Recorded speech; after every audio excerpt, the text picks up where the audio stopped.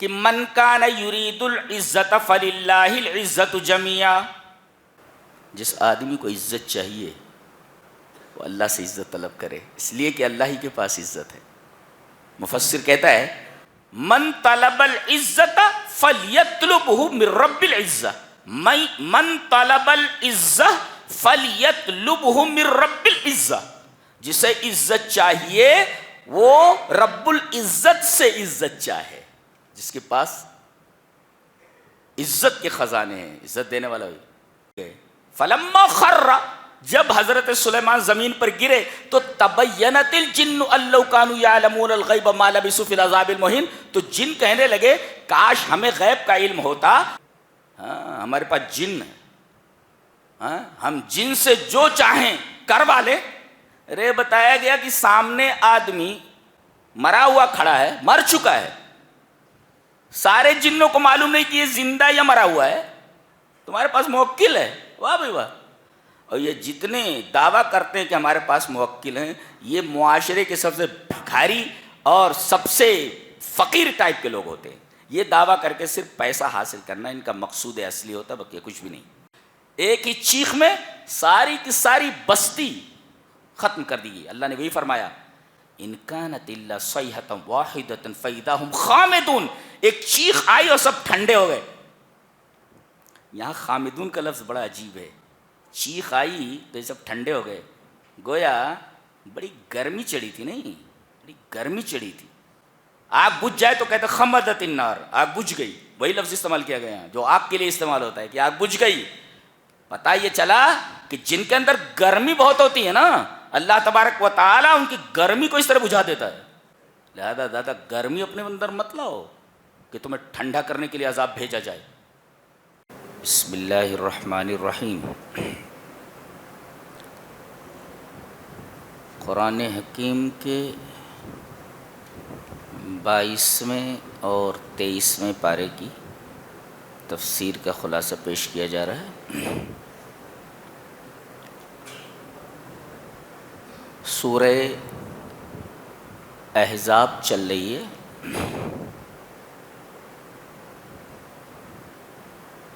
فرمایا گیا النبی اولی بالمؤمنین من انفسہم وازواجہ امہاتہم، کہ نبی مومنوں سے ان کی جانوں سے بھی زیادہ قریب ہیں۔ وازواجہ امہاتہم،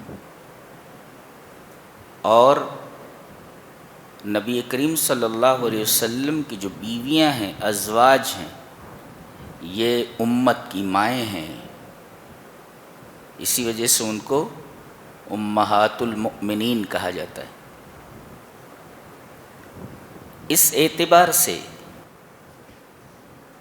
نبی کریم صلی اللہ علیہ وسلم امت کے باپ ہوئے۔ یہاں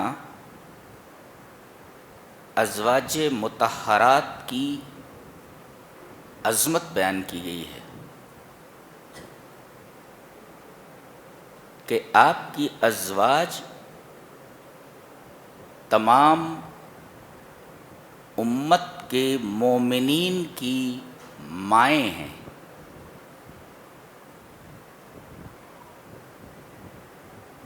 تو آپ کی حیثیت باپ کی ہوئی۔ ابوت کی دو قسمیں، باپ ہونا، الابوت نوعان، باپ ہونا یعنی ابوت کی دو قسمیں ہیں، ایک ہے ابوت نسبی، ہی التی تکون سببا للوجود فی الحیات، یہ جو نسبی ابوت ہوتی ہے یہ وجود کا سبب ہوتی ہے۔ جیسے باپ سے بیٹا وجود میں آتا ہے، تو گویا کہ باپ بیٹے کے وجود کا سبب ہے، یہ ابوت نسبی ہے۔ اور ایک ہے ابوت التربیت و تعلیم، تعلیم اور تربیت اور دینی رہنمائی کی ابوت، جس کو ہم روحانی باپ کہتے ہیں، روحانی باپ. تو آپ امت کے مربی ہیں، معلم ہیں. اس اعتبار سے آپ کا امت سے تعلق ابوت تعلیم و تربیت کا ہے. اور یہ تعلیم و تربیت کی ابوت جو ہوتی ہے، ہی التی تکون سببا للفلاح. یہ جو ابوت ہوتی ہے، باپ ہونا، یہ آخرت اور دنیا کی کامیابی کا سبب ہوتی ہے. تو گویا کہ باپ ہونا، ابوت کی دو قسمیں، ایک نسبی باپ اور ایک ہے روحانی باپ. تو آپ تمام امت کے لیے روحانی باپ کی حیثیت رکھتے ہیں، اور آپ کی بیویاں امت کی مائیں ہیں. تو جس طرح ماں سے شادی کرنا حرام ہے، حرمت علیکم امہاتکم، تمہاری مائیں تمہارے اوپر حرام کر دی گئی ہیں، یہ ابدی محرمات میں سے ہیں کہ کبھی ان سے شادی نہیں ہو سکتی. اللہ تبارک و تعالیٰ نے ان کو بیٹوں کے اوپر حرام کر دیا ہے. تو جب یہ امت کے مومنین کی مائیں ہیں تو امت کے مومنین امہات المومنین کے بیٹے ہوئے.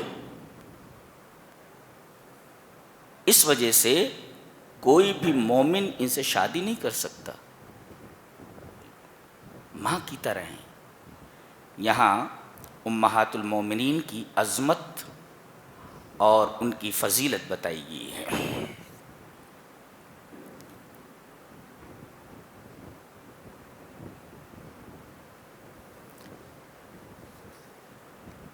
آگے بیان فرمایا گیا کہ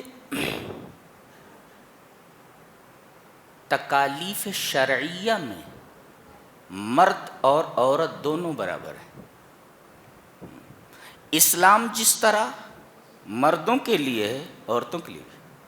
ایمان جس طرح مردوں کے لیے ہے، اسی طرح عورتوں کے لیے. آیت کریمہ دیکھیے، ان المسلمین والمسلمات والمؤمنین والمؤمنات والقانتین والقانتات والصادقین والصادقات والصابرین والصابرات والخاشعین والخاشعات والمتصدقین والمتصدقات والصائمین والصائمات والحافظین فروجهم والحافظات والذاکرین اللہ کثیرا والذاکرات اعد اللہ لهم مغفرۃ واجرا عظیما. دو باتیں معلوم ہیں. ایک تو یہ کہ تکالیف شرعیہ میں، یعنی شرعی ذمہ داری میں مرد عورت دونوں برابر ہیں، یکساں ہیں، اور دونوں کا انجام ایک ہے. جی، اگر اس معیار پر مرد اور عورت پورے اترتے ہیں تو سب کے لیے ایک ہی انجام بتایا گیا. کیا؟ اعد اللہ لہم مغفرۃ و اجرا عظیما، کہ اللہ نے ان کے لیے بخشش رکھ رکھی ہے کہ اللہ ان کو معاف کر دے گا، مغفرت کر دے گا، و اجرا عظیما، اور سب سے بڑا اجر جنت ہے وہ عطا کرے گا. دیکھیے، دو باتیں معلوم ہوئی. تکالیف شرعیہ میں مرد عورت دونوں برابر ہیں اور دونوں کا انجام ایک ہے اگر اس کرائیٹیریا کے اوپر پورے اترتے ہیں. اور آگے اس بات کو مزید واضح کر دیا گیا، وَمَا كَانَ لِمُؤْمِنٍ وَلَا مُؤْمِنَةٍ إِذَا قَضَى اللَّهُ وَرَسُولُهُ أَمْرًا أَن يَكُونَ لَهُمُ الْخِيَرَةُ مِنْ أَمْرِهِمْ وَمَن يَعْصِ اللَّهَ وَرَسُولَهُ فَقَدْ ضَلَّ ضَلَالًا مُبِينًا. یہاں بھی بتایا گیا کہ تکالیف شرعیہ میں مرد عورت دونوں برابر ہیں. اگر کرائیٹیرین پر پورے اترتے ہیں تو ان کے لیے مغفرت اور اجر عظیم تیار ہے، اور اگر یہ نافرمانی کرتے، اس کرائیٹیرین پر پورے نہیں اترتے، تو فقط ضل ضلالا مبینہ، یہ کھلی ہوئی گمراہی میں چلے گئے. آیت کریمہ کا آغاز دیکھیے، کسی مومن کے لیے، مومن مرد کے لیے، ولا مؤمنۃ، کسی مومنہ عورت کے لیے یہ جائز ہی نہیں ہے، ممکن ہی نہیں ہے. اذا قضى اللہ ورسولہ امرا، کہ اللہ اور اس کے رسول کسی بات کا فیصلہ کر دیں تو ان یکون لہم الخیرۃ من امرہم، تو ان کو کوئی اختیار رہ جائے، کرنا ہی ہے، اختیار باقی نہیں رہتا۔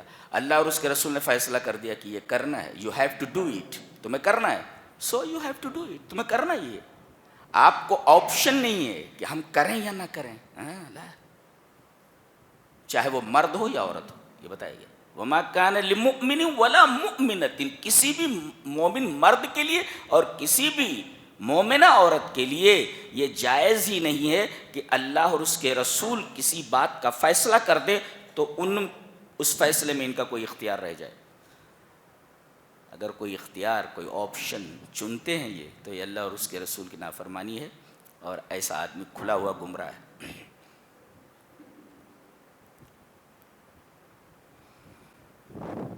ایک مسئلہ بیان کیا جا رہا ہے کہ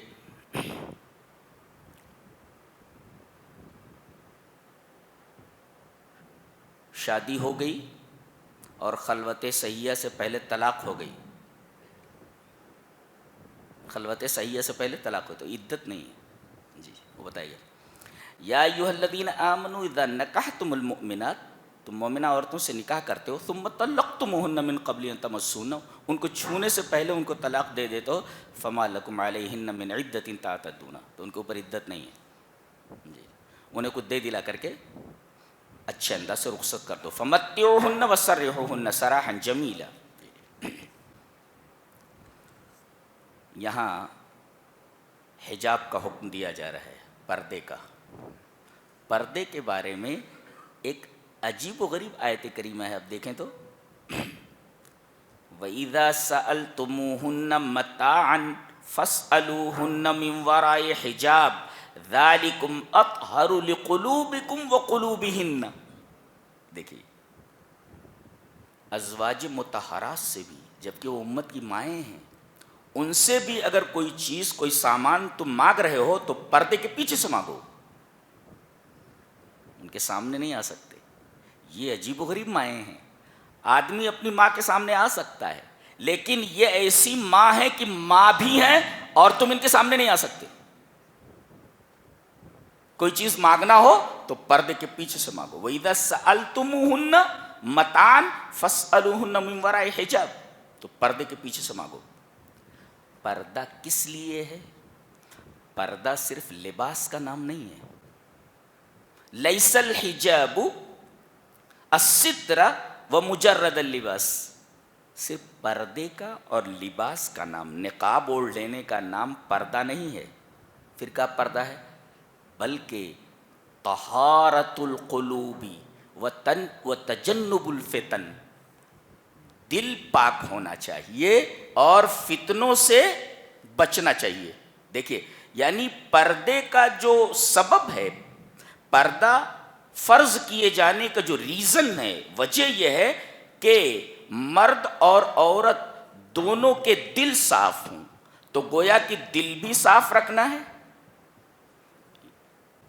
دل بھی صاف رکھنا ہے، ورنہ نقاب پہن کر کے بھی، لباس اوڑھ کر کے بھی اگر دل صاف نہ ہو تو پردے کا کوئی مطلب ہی نہیں ہے۔ وہی کہا گیا ذالکم اطہر لقلوبکم وقلوبہن، یہ مردوں اور عورتوں دونوں کے دلوں کے پاک کرنے کا سبب ہے۔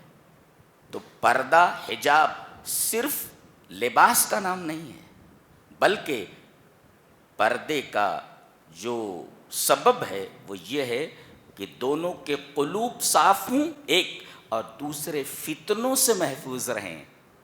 اگر عورت نقاب پہن کر کے بھی فتنہ برپا کر رہی ہے اور اس کے نقاب کی وجہ سے فتنہ برپا ہو رہا ہے، اس حجاب کا اور اس پردے کا کوئی مطلب نہیں۔ اس کے بعد نبی اکرم صلی اللہ علیہ وسلم کی عظمت بیان کی جا رہی ہے۔ پہلے آپ کی عظمت بیان کی گئی اور آپ کی ازواج کی عظمت بیان کی، یہاں آپ کی عظمت بیان کی جا رہی ہے بالخصوص، اور یہ عجیب و غریب آیت ہے۔ ان اللہ وملائکتہ یصلون علی النبی یا ایھا الذین آمنوا صلوا علیہ وسلموا تسلیما، بے شک اللہ اور اس کے فرشتے نبی پر صلاۃ بھیجتے ہیں، تو اے ایمان والو تم بھی نبی پر صلاۃ اور سلام بھیجو، صلو علیہ وسلم تسلیم. اچھا، اللہ تبارک و تعالیٰ صلاۃ بھیجتا ہے. اللہ تبارک و تعالیٰ کے صلاۃ کا کیا مطلب ہے؟ اللہ تعالیٰ نبی پر اپنے صلاۃ بھیجتا ہے. کیا مطلب ہے صلاۃ بھیجتا ہے؟ امام بخاری رحمہ اللہ کہتے ہیں قال ابو العالیہ یہ کہتے ہیں کہ صلاۃ اللہ ثناؤہ علیہ عند الملائکہ. کیا بات ہے! اللہ کی صلاۃ یہ ہے، اللہ صلاۃ بھیجتا ہے نبی پر، تو اللہ کی صلاۃ کا مطلب یہ ہے کہ وہ فرشتوں کے درمیان اپنے نبی کی تعریف کرتا ہے. اللہ اکبر! بتائیے، معصوم مخلوق کے درمیان، سب سے زیادہ طاقتور مخلوق کے درمیان، نور سے بنی ہوئی مخلوق ہے، نور سے بنی ہوئی مخلوق ہے، بہت ہی پاورفل. اور اسی طریقے سے سب سے زیادہ طاقتور اور سب سے زیادہ پاک اور معصوم، معصوموں کے درمیان اللہ تبارک و تعالیٰ اپنے نبی کی تعریف کرتا ہے کہ میرا نبی ایسا ہے. اس سے نبی کریم صلی اللہ علیہ وسلم کے اعلیٰ مقام کا پتہ چلتا ہے. آج ہمارے نبی کو گالیاں دیتے، تمہاری گالی کی کیا اوقات ہے، تمہاری گالی کی کیا حیثیت ہے؟ جس ذات کی تعریف اس کا رب کرے فرشتوں کے درمیان، تمہاری کیا اوقات ہے بیٹا، تمہاری کیا اوقات ہے؟ اچھا، ملائکہ بھی آپ پر صلاۃ بھیجتے ہیں، تو ملائکہ کی صلاۃ کا کیا مطلب ہے؟ ابو العالیہ کہتے ہیں، بخاری میں ہے کہ صلاۃ الملائکۃ الدعاء، ملائکہ نبی کے لیے دعا کرتے ہیں. یہ فرشتے نبی کے لیے دعا کریں، کتنی عجیب بات. تو اے ایمان والو، تم بھی نبی پر صلاۃ اور سلام بھیجو. ہم لوگ کیا کریں؟ ہم لوگ جب صلاۃ بھیجتے ہیں تو اس کا کیا مطلب ہوتا ہے؟ کہتے ہیں طلب الرحمہ. جب ہم کہتے ہیں اللہم صلی علی محمد، درود میں کہتے ہیں نا اللہم صلی علی محمد وعلی آل محمد، تو ہم صلاۃ بھیج رہے ہیں محمد صلی اللہ علیہ وسلم پہ. اس کا کیا مطلب ہوا؟ اے اللہ، ہم تجھ سے اپنے نبی کے لیے رحمت مانگتے ہیں، رحمت طلب کرتے ہیں. اسی وجہ سے درود کی بڑی فضیلت ہے، خاص طور سے جمعہ کے دن کثرت سے درود پڑھا جائے، کثرت سے صلاۃ بھیجی جائے. ہم لوگ جب صلاۃ بھیجتے ہیں مومنین، تو کیا مطلب ہوتا ہے؟ ہم نبی کے لیے اللہ سے رحمت کی درخواست کرتے ہیں کہ اے اللہ ہمارے نبی کے اوپر رحم فرما، اپنی رحمت کی بارشیں برسا. یہ مطلب. اور یہ ایک انتہائی عجیب و غریب آیت ہے. آپ پورے قرآن میں دیکھ لیں، یا ایھا الذین آمنوا آیت کے شروع میں آتا ہے پورے قرآن میں، یا ایھا الذین آمنوا، یا ایھا الذین آمنوا، یا ایھا الذین آمنوا، کہیں بھی بیچ میں نہیں ہے. ہمیشہ یا ایھا الذین آمنوا آیت کے شروع میں آتا ہے، لیکن یہ واحد آیت ہے جس کے بیچ میں یا ایھا الذین آمنوا آیا ہے. دیکھ رہے ہیں آپ؟ پڑھتے ہیں ان اللہ وملائکتہ یصلون علی النبی یا ایھا الذین آمنوا صلوا علیہ وسلموا تسلیما. یہاں یا ایھا الذین آمنوا آیت کے شروع میں نہیں ہے، پورے قرآن میں آیت کے شروع میں ہے، لیکن یہ واحد آیت ہے کہ اس کے اندر یا ایھا الذین آمنوا درمیان آیت میں ہے، بیچ آیت میں ہے. یہ بات ذہن نشین کی جائے. اور اس سورہ کریمہ میں، سورہ احزاب میں 5 مرتبہ نبی کریم صلی اللہ علیہ وسلم کو اللہ نے پکارا ہے. نادا محمد صلی اللہ علیہ وسلم 5 مرات. اس سورہ کریمہ میں، سورہ احزاب میں اللہ نے اپنے نبی کو 5 مرتبہ پکارا ہے. یا ایھا النبی، یا ایھا النبی، یا ایھا النبی، یا ایھا النبی، یا ایھا النبی، 5 مرتبہ پکارا ہے. اور ایک نکتہ اس سورہ کریمہ کے تعلق سے اور بھی ذہن میں رکھیں کہ جتنے بھی صحابہ کرام ہیں تقریباً 1,24,000 ہو سکتے ہیں. جتنے انبیاء ہیں اتنے تقریباً صحابہ ہیں جی. تو جتنے بھی صحابہ کرام ہیں، آپ صلی اللہ علیہ وسلم کے صحابہ، کسی بھی صحابی کا قرآن میں صراحت کے ساتھ نام نہیں آیا ہے سوائے ایک صحابی کے. اتنا مبارک صحابی ہے وہ، اس قدر جلیل القدر صحابی ہے. جانتے کون ہے؟ حضرت زید ابن حارثہ. ڈاکوؤں نے ان کو پکڑ لیا تھا، ان کے ماں باپ سے الگ کر دیا تھا. یہ بکتے بکاتے نبی کریم صلی اللہ علیہ وسلم کے پاس آ گئے جی. اور نبی ان سے اتنی محبت کرتے تھے کہ ماں باپ انہیں لینے کے لیے آئے، پتہ لگاتے یہ جانے کے لیے تیار نہیں ہوئے. ماں باپ سے زیادہ پیار کرتے تھے نبی سے. اسی وجہ سے نبی نے ان کی محبت دیکھ کر کے ان کو اپنا بیٹا بنا لیا، اور لوگ انہیں زید ابن محمد کہنے لگے. زید ابن محمد انہی کے بیٹے ہیں حضرت اسامہ رضی اللہ تعالیٰ، بہترین کمانڈر ان چیف، انہی کے بیٹے ہیں. کہاں کے رہنے والے ہیں، اور آ کر کے نبی کی غلامی پسند کر لی. اور نبی نے انہیں اتنا پیار دیا کہ انہیں اپنا بیٹا بنا لیا. تو جب لوگ انہیں زید ابن محمد کہنے لگے تو اللہ تبارک و تعالی نے آیت نازل فرمائی، ادعوہم لیابائہم، لڑکوں کو، بچوں کو ان کے باپ کے نام سے پکارو.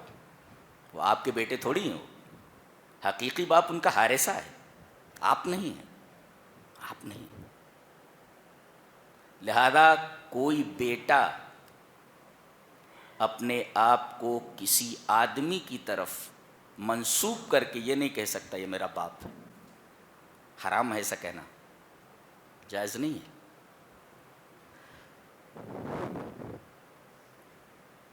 یہ واحد صحابی ہے. کیا نام ہے ان کا؟ حضرت زید. آیت کریمہ دیکھیں، فلما قضى زید منها وطرا، زید منها. ایک بات سمجھ میں آئی کہ جب آیت یہ اتری کہ آپ اپنے آپ کو ان کا باپ نہ کہیں بلکہ ان کے باپ کی طرف ان کو منسوب کریں، زید ابن حارثہ، زید ابن محمد نہ کہیں، تو حضرت زید کو بہت تکلیف ہوئی. یہ جو نسبت خاصہ تھی نبی کریم صلی اللہ علیہ وسلم کے ساتھ، یہ نسبت ختم ہو گئی. زید ابن محمد تھا میں. اب آیت اتر گئی کہ ان کے اصلی باپ کی طرح جو حقیقی باپ ہیں ان کی طرف انہیں منسوب کرو، تو ان کو دلی دکھ ہوا. اللہ نے کہا تجھے دکھی ہونے کی ضرورت نہیں، پورے قرآن میں کسی بھی صحابی کا نام ذکر کر کے، نہ ذکر کر کے، تیرا نام ذکر کر دیتا ہوں کہ آدمی جب یہ نام پڑھے گا تو 30 نیکیاں کم سے کم ملیں گی. یہ دال دستیاں 30. یہ اتنا جلیل القدر صحابی ہے.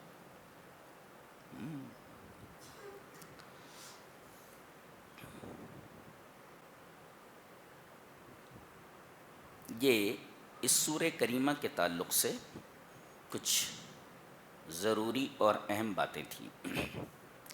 آگے سورہ سبا ہے. سبا ایک بہت ہی خوبصورت شہر کا نام تھا. ناشکری کی وجہ سے اللہ تبارک و تعالی نے اس پورے شہر کو ڈیم کے پانی کی نظر کر دیا. ڈیم کا پانی پھوٹ پڑا اور سارے باغ تباہ ہو گئے، اور لوگ جو داد عیش دیتے تھے اللہ تبارک و تعالیٰ نے ان کا کان پکڑ کر کے فٹ پاتھ پر لا کر کھڑا کر دیا. اس سے پہلے،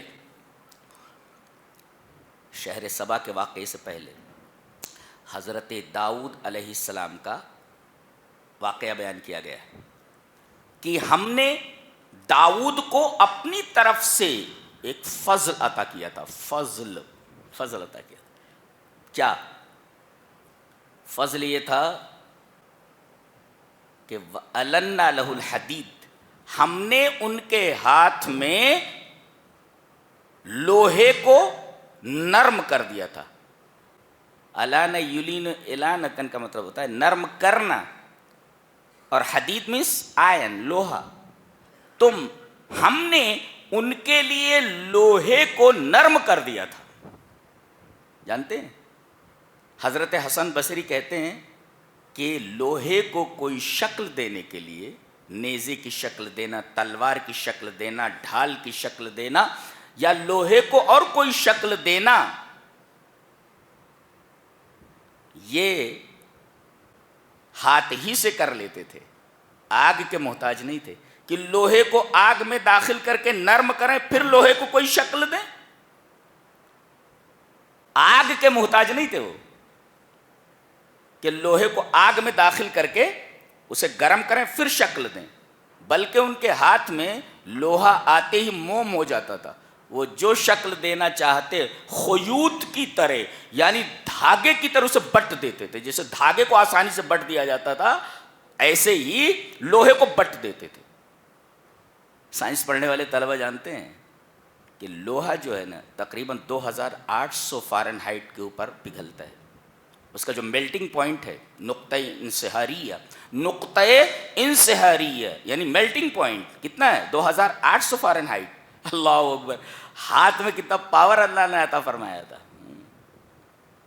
2800 فارنہائٹ کے اوپر لوہا گرم ہوتا ہے، میلٹنگ پوائنٹ پر آتا ہے، اور ان کے ہاتھ میں آتے ہی لوہا نرم ہو جاتا تھا بغیر آگ میں داخل کیے ہوئے. ہاتھ میں کیا اللہ تبارک و تعالی نے فضل عطا فرمایا تھا. وہی کہا چونکہ ہماری طرف سے یہ فضل تھا، سوال ہی پیدا نہیں ہوتا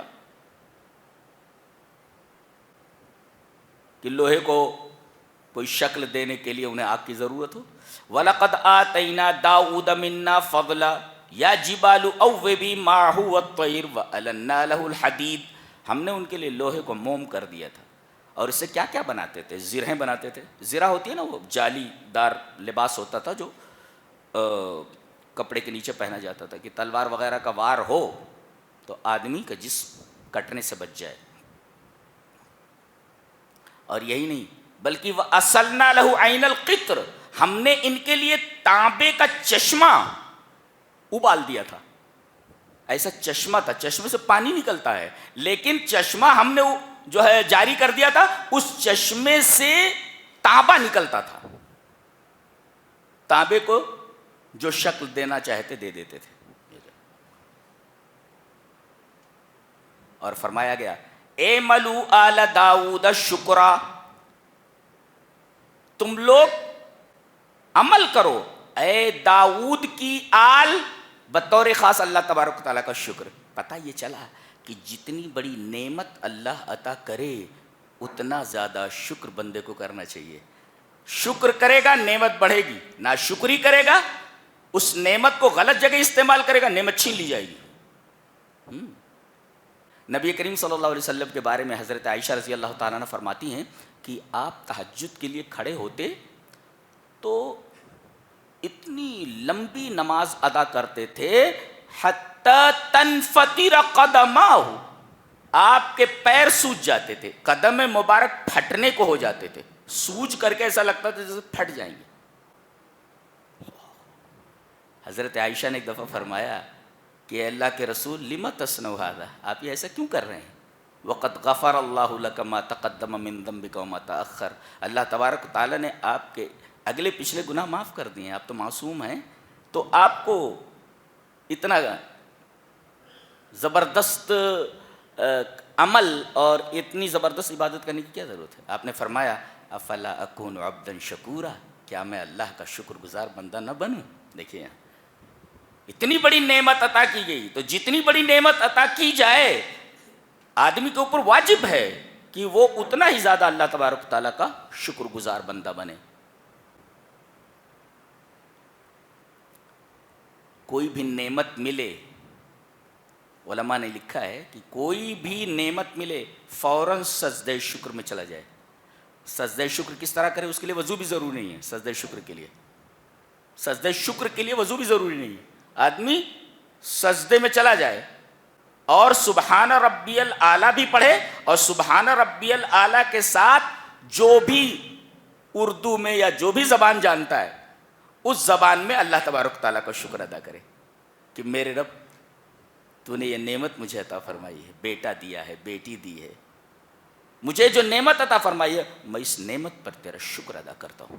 تو سجدے میں گر کر کے سبحان ربی الاعلیٰ کے ساتھ ساتھ اللہ تبارک تعالیٰ کے لیے شکریہ کے کلمات ادا کرے. اور سجدہ شکر ایک ہی ہوتا ہے جی, سجدہ شکر ایک ہی بار ہوتا ہے, اس کے لیے وضو بھی ضروری نہیں جی. یہ ہے شکر کا مطلب. اس کے بعد ان کے بیٹے حضرت سلیمان علیہ السلام کا ذکر کیا جا رہا ہے کہ اللہ تبارک و تعالیٰ نے ان کو ایسی بادشاہت عطا فرمائی تھی کہ ایسی بادشاہت دنیا میں کسی کو نہیں ملی. انہوں نے دعا بھی فرمائی تھی, رب ہب لی ملکا لا ینبغی لأحد من بعدی, میرے بعد اے اللہ ایسی حکومت کسی کو مت دینا. ایسی حکومت چاہیے. کیا حکومت عطا کی گئی تھی؟ ایک حکمراں کی حکومت صرف انسانوں کے اوپر ہوتی ہے. آپ کی حکومت جنوں کے اوپر بھی تھی, اور جنوں سے جو کام چاہتے کرا لیتے تھے. وہ بیت المقدس بن رہا تھا اور کھڑے ہو کر آپ نگرانی کر رہے تھے, اور جن بڑے بڑے پتھر لا لا کر کے وہاں جمع کر رہے تھے اور انہیں ان کے مناسب جگہوں پر رکھ رہے تھے. اسی درمیان موت آ گئی ان کی. دیکھو, فلما قضینا علیہ الموت ما دلہم علی موتہ الا دابۃ الارض تاکل من ساعتہ. کہتے ہیں کہ بیت المقدس کی تعمیر ہو ہی رہی ہے, جن لوگ کام میں لگے ہوئے ہیں, اسی دوران موت کا فرشتہ آ گیا. یہ اپنے عصا کے اوپر, لاٹھی کے اوپر ٹیک لگائے ہوئے تھے, ٹیک لگائے لگائے فرشتے نے جان کھینچ لی. یہ اسی پر ٹکے رہے. جن یہ سمجھتے رہے کہ یہ زندہ ہے, نگرانی کر رہے ہیں, کام کرتے رہے. ادھر کام پورا ہوا اور ادھر اللہ تبارک و تعالی نے اس عصا کے اوپر, اس چھڑی کے اوپر کیڑے کو مسلط کر دیا تھا. ایک کیڑا اس کو کھا رہا تھا. ادھر کام مکمل ہوا, اس نے وہ عصا اتنا کمزور کر دیا کھا کر کے کہ وہ آپ کا وزن برداشت نہ کر سکا اور یہ زمین پر گر گئے. فلما خر, جب حضرت سلیمان زمین پر گرے تو تبینت الجن ان لو كانوا يعلمون الغیب ما لبثوا في العذاب المہین. تو جن کہنے لگے کاش ہمیں غیب کا علم ہوتا تو ہم اس ذلیل عذاب میں نہ ٹھہرتے, بھاگ جاتے چھوڑ کر کے. پتہ یہ چلا کہ جنوں کو غیب کا علم نہیں ہوتا. موکل بنے بیٹھے ہوئے لوگ, ہاں ہمارے پاس جن ہے, ہاں ہم جن سے جو چاہیں کروا لیں. رے بتایا گیا کہ سامنے آدمی مرا ہوا کھڑا ہے, مر چکا ہے, سارے جنوں کو معلوم نہیں کہ یہ زندہ یا مرا ہوا ہے, تمہارے پاس موکل ہے. واہ بھائی واہ. اور یہ جتنے دعویٰ کرتے ہیں کہ ہمارے پاس موکل ہیں, یہ معاشرے کے سب سے بھکاری اور سب سے فقیر ٹائپ کے لوگ ہوتے ہیں. یہ دعویٰ کر کے صرف پیسہ حاصل کرنا ان کا مقصود اصلی ہوتا ہے, باقی کچھ بھی نہیں. یہ کہہ رہے ہیں اگر ہمیں غیب کا علم ہوتا تو کام چھوڑ کر بھاگ گئے ہوتے. دیکھ رہے ہیں, جنوں کو بھی غیب کا علم نہیں ہوتا, اللہ کے علاوہ کسی کو غیب کا علم نہیں. فرشتوں تک کو غیب کا علم نہیں, چاہے گی جنوں کو, نوری مخلوق کو نہیں ہے تو ناری مخلوق کو کیسے ہو سکتا ہے؟ اور جب ناری مخلوق کو بھی نہیں ہے, نوری مخلوق, تو خاکی مخلوق کو کیسے غیب کا علم ہو سکتا ہے؟ لا یعلم الغیب الا اللہ, اللہ کے علاوہ کسی کو غیب کا علم نہیں.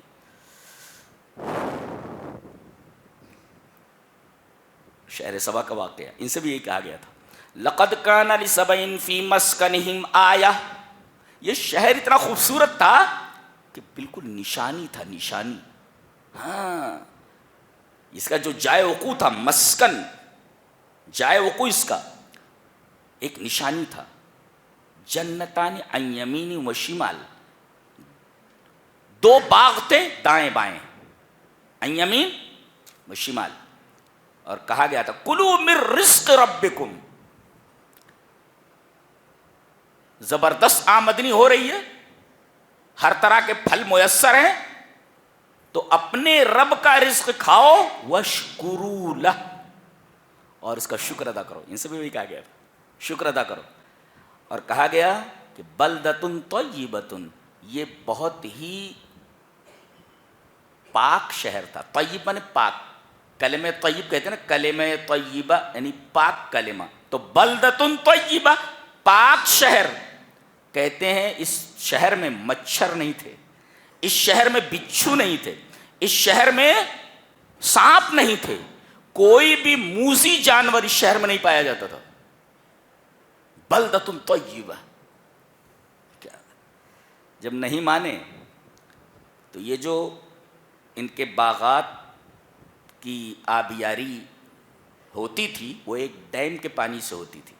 پہلے کیا ہوتا تھا، بارش پہاڑوں پر برستی اور بہہ کر کے وادیوں میں ضائع ہو جاتی، تو لوگوں نے جمع ہو کر کے ایک ڈیم بنایا کہ پہاڑوں کے اوپر جو بارش برسے اسے روک لیا جائے، وادیوں میں بہہ کر ضائع نہ ہونے دیا جائے، تو پانی بہہ کر کے ڈیم میں جمع ہو جاتا. اور انہوں نے کئی کھڑکیاں اس کے اندر بنا رکھی تھی، جتنی پانی کی ضرورت ہوتی اتنی بڑی کھڑکی کھول لیتے اور اپنے باغ کی آبیاری کر لیتے.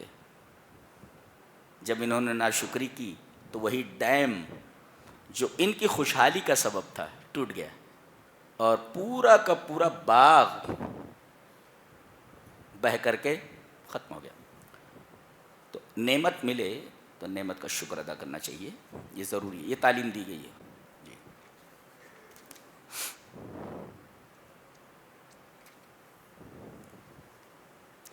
اس کے بعد سورہ فاطر ہے. ایک بڑی پیاری بات کہی جا رہی ہے کہ من کان یرید العزت فللہ العزت جمیعا. جس آدمی کو عزت چاہیے وہ اللہ سے عزت طلب کرے، اس لیے کہ اللہ ہی کے پاس عزت ہے. مفسر کہتا ہے من طلب العزت فلیطلبہ من رب العزہ، من طلب العزہ فلیطلبہ من رب العزہ. جسے عزت چاہیے وہ رب العزت سے عزت چاہے، جس کے پاس عزت کے خزانے ہیں، عزت دینے والا ہوئی. اور اگر اللہ کے علاوہ آدمی کسی سے عزت حاصل کرنے کی کوشش کرتا ہے تو اللہ اسے ذلیل کر دیتا ہے. وَتُعِزُّ مَن تَشَاءُ وَتُذِلُّ مَن تَشَاءُ. اللہ جسے چاہے عزت عطا فرمائے، جسے چاہے ذلت عطا کرے. تو جس کے پاس عزت کے خزانے ہیں عزت اسی سے مانگو. تو اللہ کو چھوڑ کر جس سے آپ عزت طلب کریں گے آپ کو عزت نہیں ملے گی بلکہ ذلت آپ کا مقدر ہوگی. تو یہ چیز من طلب العزہ فلیطلبہ من رب العزہ. ایک اس کے بعد فرمایا گیا الیہ یصعد الکلم الطیب والعمل الصالح یرفعہ. ایک ہوتا ہے قول، ایک ہوتا ہے عمل. آدمی صرف بات کرے عمل نہ کرے تو اللہ کے نزدیک ایسے آدمی کا عمل قابل قبول نہیں ہوتا. اسی وجہ سے امام بخاری باب باندھتے ہیں، یہ باب ہے باب القول والعمل. یہ باب ہے باب قبل القول والعمل. یہ باب ہے اس بات کو بتانے کے لیے کہ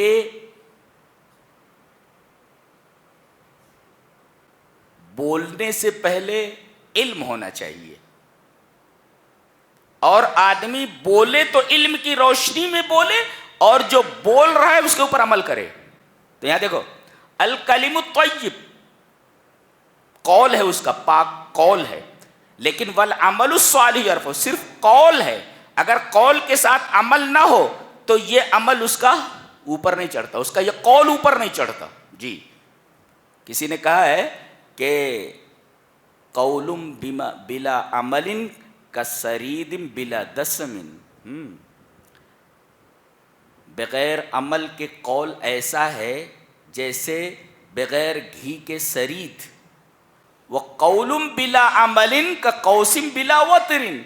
اور بلا عمل کے قول ایسے ہے جیسے بغیر تانت کے کمان. بھئی کمان پر تانت نہ ہو تو کمان کیسے بنے گی؟ ایسے ہی ہو. جی. تو آدمی جب بولے تو اس پر عمل بھی کرے. قول اور عمل دونوں ضروری ہیں.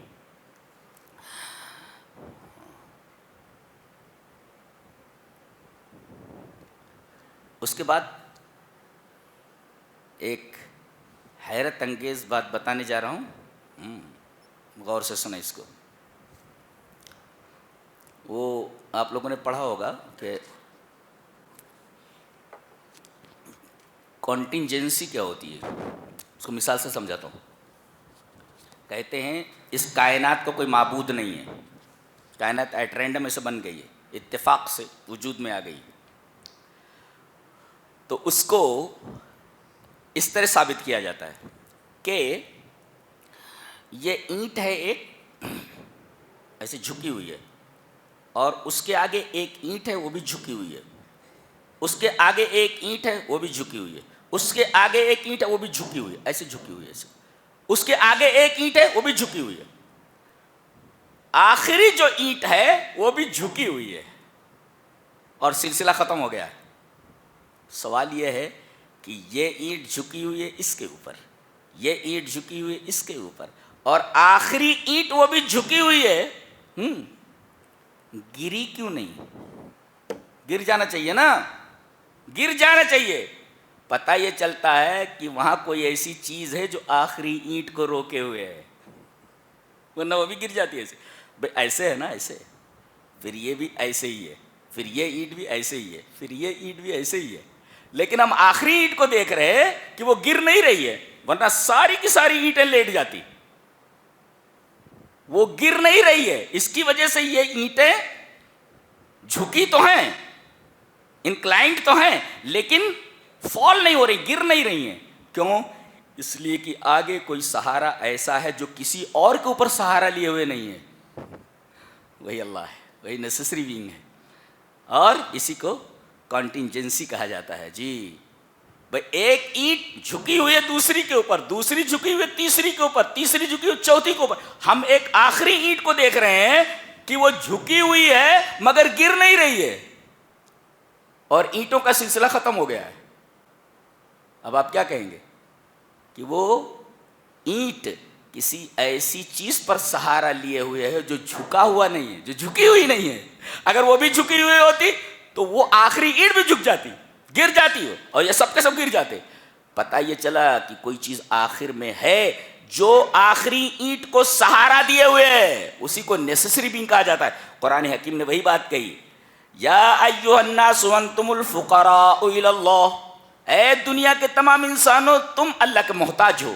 ایک اینٹ محتاج ہے اس کی, یہ محتاج ہے اس کی, یہ اینٹ محتاج ہے اس کی, اور ساری اینٹیں محتاج ہیں اس کی جن کے اوپر, جس کے اوپر وہ آخری اینٹ سہارا لیے ہوئے ہیں. دے تو افتقار کا یہ سلسلہ ایک غنی کے اوپر ختم ہو جائے. سب فقیر ہوں تو پیسہ کہاں سے آئے گا؟ ایک غنی ہونا چاہیے نا جو ان کو پیسہ دے. یہ بھی فقیر, یہ بھی فقیر, یہ بھی فقیر, یہ بھی فقیر, یہ بھی فقیر. تو آخر میں ایک غنی ہونا چاہیے نا جو ان کو پیسے دے. وہی کہا گیا افتقار کا یہ سلسلہ کسی غنا کے اوپر ختم ہونا چاہیے. اسی کو کہتے ہیں کنٹینجنسی, اسی کو کہتے ہیں نیسیسری بینگ. جی یا ایھا الناس انتم الفقراء الی اللہ واللہ هو الغنی الحمید, اے دنیا کے تمام انسانوں تم سب کے سب محتاج ہو. تو محتاج کو ضرورت ہے کسی غنی کی, اللہ نے فرمایا وہ غنی میں ہوں, تم سب کے سب فقیر. تو افتقار کا یہ سلسلہ مجھ پر آ کر رک جاتا ہے.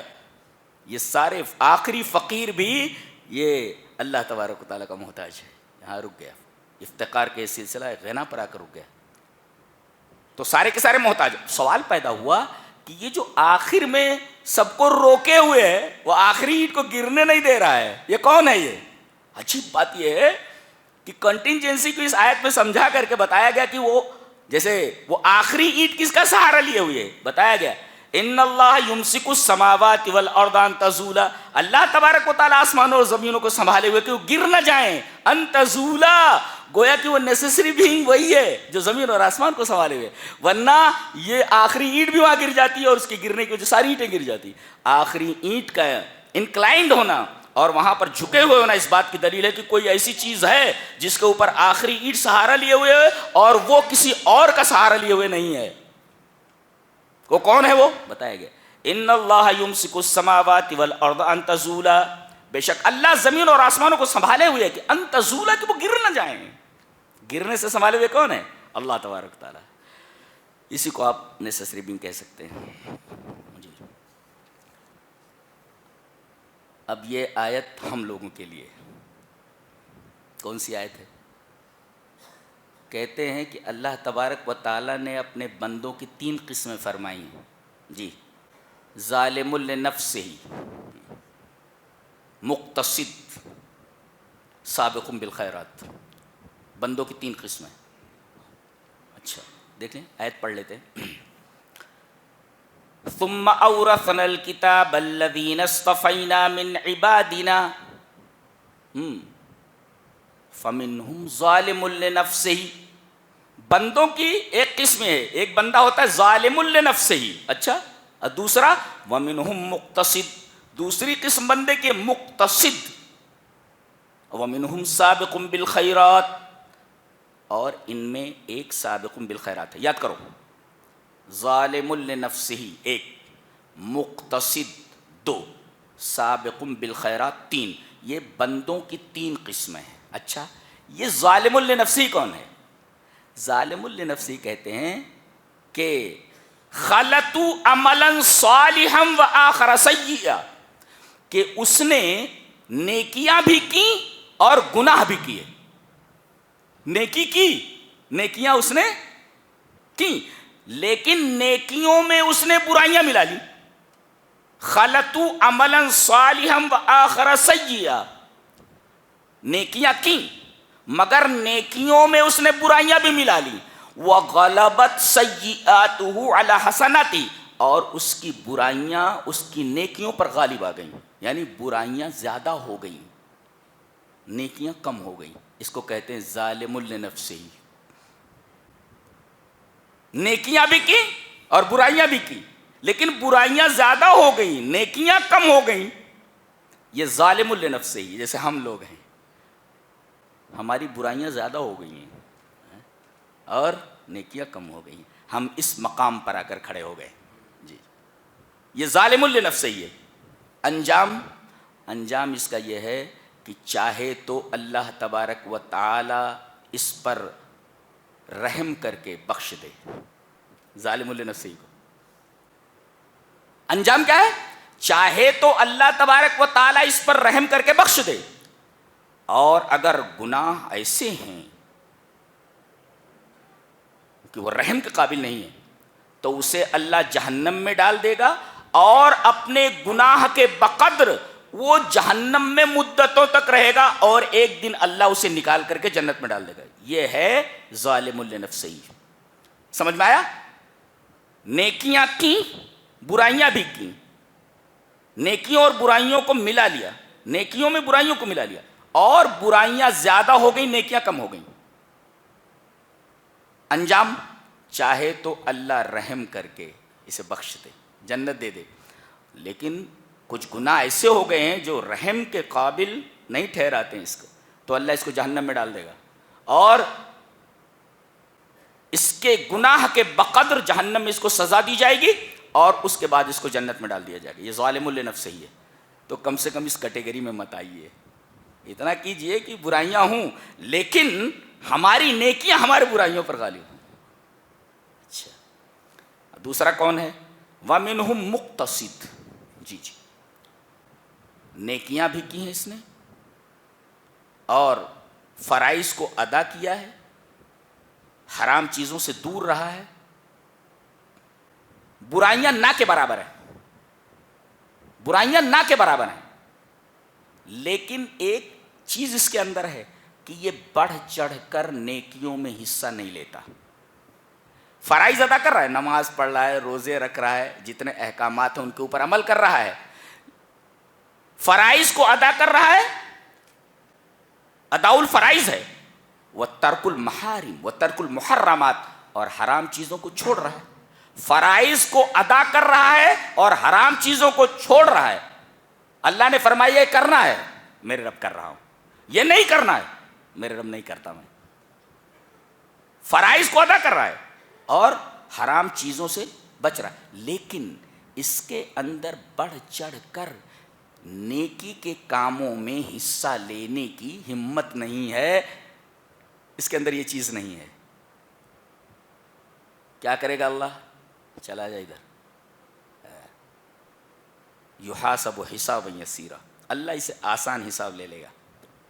خل لے جا یحاسب حسابا یسیرا، اللہ اس سے ہلکا حساب لے گا، اور ظالم لنفسہ ہی کڑا حساب ہو لے گا وہ اس سے ہلکا حساب، یحاسب حسابا یسیرا، اور جنت میں داخل کر دیا جائے گا۔ پہلے سے سخت سوالات و جوابات ہوں گے ظالم لنفسہ ہی سے، اب اگر چاہے اللہ اسے اپنے رحم کی وجہ سے بخش دے، اور چاہے تو اسے جہنم میں ڈال کر کے پھر نکالے ایک، اور یہ مقتصد ہے، اللہ اس سے ہلکا سا حساب لے کر کے چھوڑ دے، یحاسب حساب۔ اب تیسرا آ رہا ہے کون؟ فرائض کو ادا کیا، محرمات کو چھوڑ دیا، حرام کاموں سے بچا رہا، اور نیکی کے کاموں میں بڑھ چڑھ کر حصہ لیتا رہا، اسی کو کہتے ہیں سابقم بالخیرات، نیکی کے کاموں میں بڑھ چڑھ کر حصہ لینے والا۔ اللہ فرمائے گا لاؤ اس کو، لائے گا، اس سے کوئی حساب و کتاب نہیں لیا جائے گا، یدخل الجنت بغیر حساب، بغیر حساب کے اس کو جنت میں داخل کر دیا جائے گا۔ ایک سے سخت حساب لیا گیا، اور ایک سے ہلکا حساب لیا گیا، اور ایک سے حساب ہی نہیں لیا گیا، اور ان تینوں کا ذکر اس آیت کریمہ میں کیا گیا، اور تینوں کے بارے میں کہا گیا کہ تینوں جنت میں جائیں گے۔ عجیب بات تو یہ ہے، ظالم لنفسہ ہی بھی جنت میں جائے گا مار کھانے کے بعد، یا اللہ کے رحم کے دائرے میں آ کر کے، اور مقتصد تو جنت میں جائے گا ہی، اور سابقم بالخیرات، بھلائی کے کاموں میں سبقت کرنے والا، آگے بڑھ چڑھ کر حصہ لینا، یہ بھی آگے یہی کہا گیا۔ آیت دیکھ لیں پہلے، فَمِنْهُمْ ظَالِمٌ لِّنَفْسِهِ وَمِنْهُمْ مُقْتَصِدٌ وَمِنْهُمْ سَابِقٌ بِالْخَيْرَاتِ بِإِذْنِ اللَّهِ ذَلِكَ هُوَ الْفَضْلُ الْكَبِيرُ جَنَّاتُ عَدْنٍ يَدْخُلُونَهَا، دلیل کیا ہے یہ تینوں جنت میں جائیں گے؟ یہ دلیل ہے، جنات عدن يدخلونها، ہمیشگی کی جنت میں یہ تینوں کی تینوں جائیں گے۔ ایک شاید اللہ کے رحمت کے دائرے میں آ جائے، یا سزا بھگت کر کے جائے جنت میں جائے گا، اور دوسرا ہے ہلکا حساب لے لیا جائے گا اور جنت میں ڈال دیا جائے گا، اور تیسرا ہے حساب ہی نہیں لیا جائے گا، لیکن تینوں جنت کے اندر جائیں گے۔ اللہ اللہ اس قدر رحیم، اس قدر رحیم۔ تو تینوں کا مطلب سمجھ میں آیا کہ تینوں کون کون ہیں، اور تینوں کا انجام سمجھ میں آیا؟ جی جی۔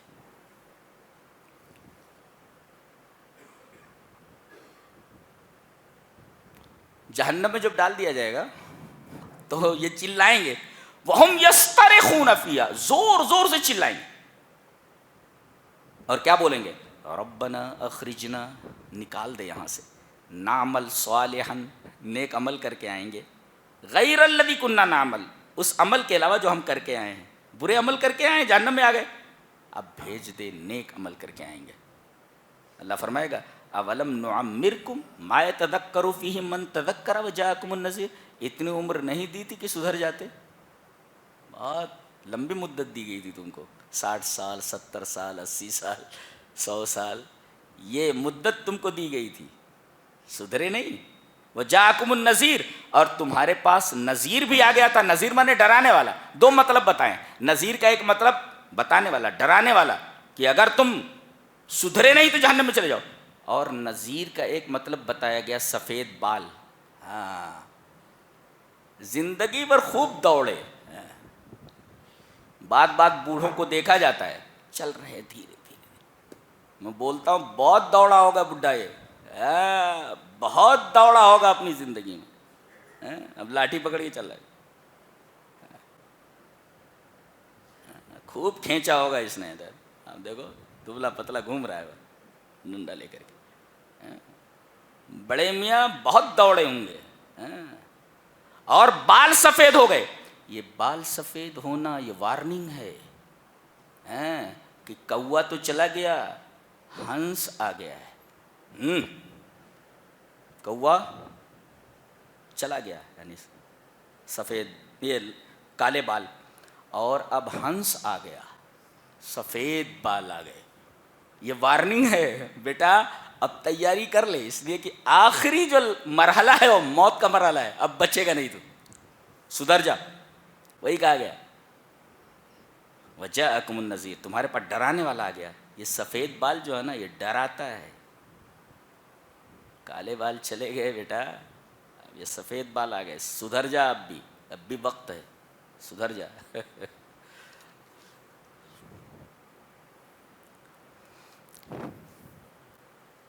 آگے سورہ یاسین ہے، اس میں بیان فرمایا گیا انا نحن نحیی الموتى ونکتب ما قدموا وآثارهم وکل شیء احصیناہ فی امام مبین. ہم مردوں کو زندہ کرتے ہیں. یہاں سے یہ سورہ کریمہ اسٹارٹ ہو رہی ہے. اس میں اللہ نے بتایا کہ ہم مردوں کو زندہ کرتے ہیں. اچھا، اور لکھ رہے ہیں جو آدمی نے آگے بھیج دیا اور جو پیچھے چھوڑ دیا ہے. یعنی آگے جو بھیج دیا ہے وہ بھی لکھا ہوا ہے، اور جو پیچھے چھوڑ کر گیا ہے، اگر پیچھے ایسی چیز چھوڑ گیا ہے جس سے لوگ فائدہ اٹھا رہے، جیسے علم ہے، صدقہ ہے، اسکول ہے، مسجد ہے، کنواں ہے، جس سے خلق الہی فائدہ اٹھا رہی ہے، تو مرنے کے بعد بھی ان تمام چیزوں کا اجر آپ کو ملتا رہے گا. اور اگر آپ نے کوئی فتنہ چھوڑ دیا ہے، شرک چھوڑا، بدعت چھوڑا، کوئی گناہ کی جگہ چھوڑ دی، تو اب جب تک یہ گناہ کے کام ہوتے رہیں گے اس کا عذاب مرنے کے بعد بھی تجھے ملتا رہے گا. وہ ہے سنتن حسنہ، اور یہ ہے سنتن سیئہ. جو چھوڑ کر جاؤ گے سب لکھا جا رہا ہے. یہاں تک کہ مسجد کی طرف تم آ رہے ہو نا، تم تو نہیں جانتے کتنے قدم آئے ہو. ہم لکھ لیتے ہیں کہ کتنے قدم آئے ہو مسجد کی طرف، اور جاتے وقت گھر تک پہنچتے ہوئے کتنے قدم چلے ہو، یہ سب ہم لکھ لیتے ہیں. کوئی چیز ہماری تحریر سے باہر نہیں ہے. اس کے بعد ایک واقعہ بیان کیا جا رہا ہے. ایک گاؤں تھا، مفسرین یہ کہتے ہیں بعض کہ اس گاؤں کا نام انطاکیہ تھا، لیکن یہ صحیح نہیں ہے. بہرحال کوئی گاؤں تھا، لا یدرا این کان، کہاں تھا یہ پتہ نہیں. بہرحال ایک گاؤں ہے، یہاں رسولوں کو بھیجا گیا. پہلے 2 آئے، دونوں کو جھٹلا دیا انہوں نے. پھر تیسرا ان کی تائید کے لیے آیا، تینوں کو جھٹلا دیا. اور ان سے کیا کہہ رہے ہیں؟ تم لوگ ہمارے لیے نحوست کی حیثیت رکھتے ہو، منحوس ہو تم، شؤم علینا، ہمارے اوپر تم ایک نحوست بن کر کے وارد ہو گئے ہو، سوار ہو گئے ہو، بڑے منحوس ہو تم. اور دوسرے یہ کہ جتنی مصیبتیں ہمارے اوپر آ رہی ہیں، ہم دیکھ رہے ہیں کہ جب سے تم آئے ہو تب سے یہ مصیبتیں ہمارے اوپر آ رہی ہیں. یہ ساری مصیبتیں جو آ رہی ہیں تمہارے سبب سے آ رہی ہیں. اور اس کے بعد انہوں نے کہا، دھمکی دی، کیا لئن لم تنتہوا لنرجمنکم، اگر اس بستی سے بھاگ نہیں گئے تو لنرجمنکم، پتھر مار مار کر کے ہلاک کر دیں گے. پہلے یہ کہا کہ تم منحوس ہو، پھر یہ کہا کہ تمہاری وجہ سے ساری مصیبتیں ہمارے اوپر آ رہی ہیں، اور تیسرے اگر گئے نہیں تو تمہیں رجم کر دیں گے، ہم پتھر مار مار کر ہلاک کر دیں گے. انہوں نے کچھ نہیں کہا، اتنا کہا قالوا طائرکم معکم، تمہاری نحوست تمہارے ساتھ ہے، یہ تمہارے عملوں کی نحوست ہے جن کی نسبت تم ہماری طرف کر رہے ہو. ان لوگوں نے ان تینوں کو ختم کرنے کا ارادہ کر لیا کہ مار دو ان کو، یہ بڑے ڈھیٹ ہیں، یہاں سے جانے والے نہیں. گاؤں کے دور کنارے کے اوپر ایک آدمی رہ رہا تھا. اللہ تبارک، دیکھو کیا بات ہے، وَجَاءَ مِنْ أَقْصَى الْمَدِينَةِ رَجُلٌ يَسْعَىٰ، اور ایک جگہ وَجَاءَ رَجُلٌ مِنْ أَقْصَى الْمَدِينَةِ يَسْعَىٰ. یہاں گاؤں کا ذکر پہلے ہے، آدمی کا ذکر بعد میں ہے. وہاں آدمی کا ذکر پہلے ہے، گاؤں کا ذکر بعد میں ہے. جی، سورہ قصص میں آدمی کا ذکر پہلے ہے، یہاں اشارہ اس بات کی طرف ہے گاؤں کا ذکر کر کے کہ دیکھو قریب رہنے والے لوگ دعوت قبول نہیں کر پائے، توفیق نہیں ہوئی. دیکھو گاؤں کے باہر کا ایک آدمی اس دعوت کو قبول کر کے ایمان والا ہو چکا ہے. ایک نقطہ یہ ملا کہ اسلام کی دعوت پر لبیک کہنے والے شروع میں جتنے لوگ ہوتے ہیں سب غریب لوگ ہوتے ہیں. جی، نبی پر بھی ایمان لانے والے جتنے تھے تقریباً آپ دیکھیں سب غریب ہی ہیں، غریب ہی ہیں، اللہ ماشاء اللہ. تو گاؤں کے اندر جو لوگ رہتے ہیں امیر ہوتے ہیں، گاؤں کے باہر زمینیں سستی مل جاتی ہیں، گاؤں کے اندر زمینیں بہت مہنگی ہوتی ہیں۔ گاؤں کے دور دراز منطقے میں رہنے والا آدمی غریب ہی ہوگا نا، وہاں رہتا تھا، وہاں سے دوڑتا ہوا آیا اور پھر اس نے کہا ارے تم ان لوگوں کو مارنا چاہتے ہو، اتباع کرو ان کی، یہ جو کہہ رہے ہیں مانو ان کی بات۔ قال یا قوم اتبعوا المرسلین، اے میری قوم ان رسولوں کی اتباع کرو، ان کی بات مانو۔ اتبعوا، اب دلیل دے رہا ہے کیوں، اتبعوا من لا یسألکم اجرا، یہ آ کر کے تمہیں بری بات بتا رہے ہیں کیا؟ اچھی بات بتا رہے ہیں نا، ہاں اچھی بات بتا رہے، کوئی بری بات نہیں کر رہے، اچھا ٹھیک ہے، تو پیسے مانگ رہے کیا؟ من لا یسألکم اجرا، پیسے مانگ رہے کیا، اجر مانگ رہے؟ بولے نہیں، وہم مہتدون۔ اب یہ بتاؤ ان کا کیریکٹر کیسا ہے، کیریکٹر لیس ہیں کیا یہ؟ بولے نہیں، کیریکٹر بھی اچھا ہی ہے۔ ارے اللہ کے بندو، تو جب اچھی بات بتا رہے ہیں، پیسے بھی نہیں مانگ رہے اور کیریکٹر بھی ان کا اچھا ہے، بھلے لوگ ہیں، تو ان کو تم مارنے کیسے جا رہے ہو؟ سمجھ میں بات آ رہی ہے؟ یہ تین باتیں پیش کی، تین اوصاف پیش کیے انہوں نے رسولوں کے۔ کس نے؟ اس آدمی نے، اس کو کہتے ہیں صاحب یاسین۔ اور پھر توحید پر تقریر کرنے لگا، وَمَا لِيَ لَا أَعْبُدُ الَّذِي فَطَرَنِي وَإِلَيْهِ تُرْجَعُونَ، مجھے کیا ہو گیا ہے کہ میں اس ذات کی عبادت نہ کروں جس نے مجھے پیدا کیا ہے۔ اور تقریر کرتے ہوئے اس نے کہا اتخذ من دونی آلہۃ، ایسے معبود میں بنا لوں کہ اگر رحمان یعنی اللہ ارادہ کرے کسی تکلیف کا تو یہ جن کی تم پوجا کرتے ہو یہ کچھ بھی فائدہ تمہیں نہیں پہنچا سکتا۔ بہت بولتا ہے، پکڑ لو اس کو۔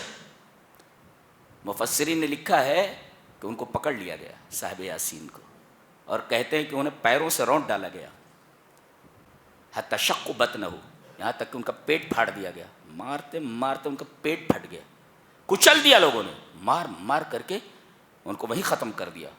وَطَعُوهُ وَشَقُّوا بَطْنَهُ، ان کے پیٹ کو پھاڑ دیا انہوں نے۔ جب لوگ ہٹے تو مر چکا تھا۔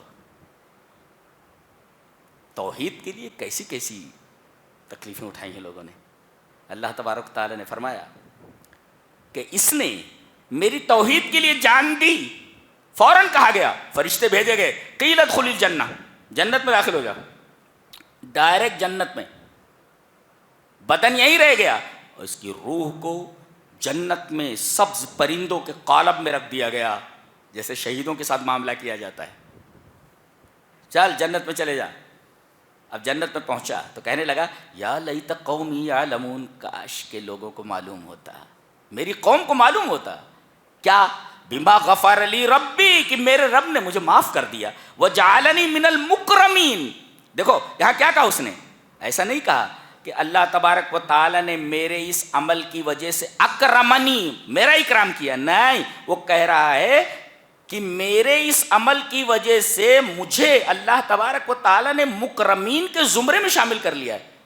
اشارہ اس بات کی طرف ہے کہ میرے طریقے پر جو بھی چلے گا، میں تنہا نہیں ہوں، جو بھی میرے طریقے پر چلے گا وہ اکرام کا مستحق ہوگا اللہ تبارک و تعالیٰ کی طرف سے۔ یہ مطلب اس کا، وجعلنی من المکرمین، کیا بات۔ اب سوال پیدا ہوا کہ یہ آدمی مر گیا ہے اور مرنے کے بعد اسے زندہ کیا جا رہا ہے اور یہ ایسی بات کہہ رہا ہے۔ ایک نقطہ یہ بھی ملا کہ دیکھو یہ کافروں کے درمیان رہ رہا ہے لیکن اپنی قوم کا کس قدر خیر خواہ ہے، مل کر کے مار دیا، اس کو کہتے ہیں موب لنچنگ۔ موب لنچنگ کا ثبوت بھی قرآن میں، مار دیا گیا اس کو، مل کر کے ایک آدمی کو مار دیا انہوں نے، موب لنچنگ کر دی گئی اس کی۔ لیکن پھر بھی یہ خیر خواہ رہا، مرنے کے بعد بھی یہ خیر خواہ رہا، کاش میری قوم جان لیتی۔ تو مسلمان تو یہ ہوتا ہے جب تک جہاں رہتا ہے خیر خواہ ہی رہتا ہے، مرنے کے بعد بھی اپنی قوم کا خیر خواہ رہا، اپنے ملک کا خیر خواہ ہوتا ہے۔ وہ ٹیررسٹ کہاں ہوتا ہے، کہنے کی باتیں ہیں، سب کہنے کی باتیں۔ جی ادھر یہ مرا، شہید ہوا، ادھر اللہ کو اتنا غصہ آیا کہ اس نے چیخ بھیجی، سارے کے سارے لوگ مر گئے، ایک بھی زندہ نہیں بچا، ایک ہی چیخ میں ساری کی ساری بستی ختم کر دی گئی۔ اللہ نے وہی فرمایا ان کانت الا صیحۃ واحدۃ فاذا هم خامدون، ایک چیخ آئی اور سب ٹھنڈے ہو گئے۔ یہاں خامدون کا لفظ بڑا عجیب ہے، چیخ آئی تو یہ سب ٹھنڈے ہو گئے، گویا بڑی گرمی چڑھی تھی، نہیں بڑی گرمی چڑھی تھی. آگ بجھ جائے تو کہتے خمدت النار, آگ بجھ گئی. وہی لفظ استعمال کیا گیا ہے جو آگ کے لیے استعمال ہوتا ہے کہ آگ بجھ گئی. پتہ یہ چلا کہ جن کے اندر گرمی بہت ہوتی ہے نا, اللہ تبارک و تعالیٰ ان کی گرمی کو اس طرح بجھا دیتا ہے. لہذا زیادہ گرمی اپنے اندر مت لاؤ کہ تمہیں ٹھنڈا کرنے کے لیے عذاب بھیجا جائے. ایک حد تک ڈھیل دیا جاتا ہے, اس کے بعد چھوڑا نہیں جاتا ہے. یہ اللہ کا ضابطہ ہے, قانون ہے یہاں. سوال یہ پیدا ہوا کہ یہ آدمی مر گیا پھر زندہ کیا گیا, تو مرنے کے بعد زندگی ہے؟ جی آگے دلائل دیے جا رہے ہیں. سب سے پہلے دلیل مشاہداتی. کسی ایسی زمین سے گزرے ہو گرمی کے موسم میں کہ وہاں کوئی ہرا پودا دکھائی نہیں دے رہا تھا؟ بولے ہاں گزرے ہیں. بچے کھیلتے رہتے ہیں, خالی دھول ہی دھول ہے, کہیں ایک ہرا پودا نہیں دکھا. کہا کہ اب برسات کے موسم میں اسی گراؤنڈ میں جا کر کے دیکھو, چاروں طرف ہریالی ہے, ہریالی, چھوٹے چھوٹے پودے نکل آئے. ارے جب زمین مری ہوئی تھی یہ پودے کہاں سے نکلے زندہ ہو کر کے؟ یہ ایک مشاہداتی دلیل ہے کہ پانی برسا, اور پانی برسنے سے وہ پودے جو سوکھ گئے تھے, جن کی جڑیں سوکھ گئی تھیں, مر گئی تھیں, پانی پڑنے کی وجہ سے جڑیں ہری ہو گئیں اور جیسے پودے نکل آئے. ایسے ہی آدمی جب مر جائے گا, سور پھونکا جائے گا, تو سور ویسے ہی ہوگا جیسے پودوں کے لیے پانی, اس طرح زندہ ہو جائیں گے سب, اپنی اپنی قبروں سے کھڑے ہو جائیں. یہ مشاہداتی دلیل دی گئی. اس کے بعد کائنات میں قانون چل رہا ہے, قانون تزاوج, جوڑے کا قانون. جی ہر چیز اپنا جوڑا رکھتی ہے. مرد کا جوڑا عورت, عورت کا جوڑا مرد, بلندی کا جوڑا پستی, پستی کا جوڑا بلندی, چھوٹے کا الٹا, چھوٹے کا الٹا بڑا, بڑے کا چھوٹا, میٹھے کا کھٹا, کھٹے کا میٹھا, برے کا نیک, نیک کا برا. یہ دیکھیے قانون تزویج ہے, جوڑے کا قانون ہے. تو ہر چیز اپنا جوڑا رکھتی ہے, لہذا دنیا کا بھی ایک جوڑا ہونا چاہیے, ورنہ دنیا بے مقصد ہو جائے گی. لہذا دنیا کا جوڑا آخرت ہے.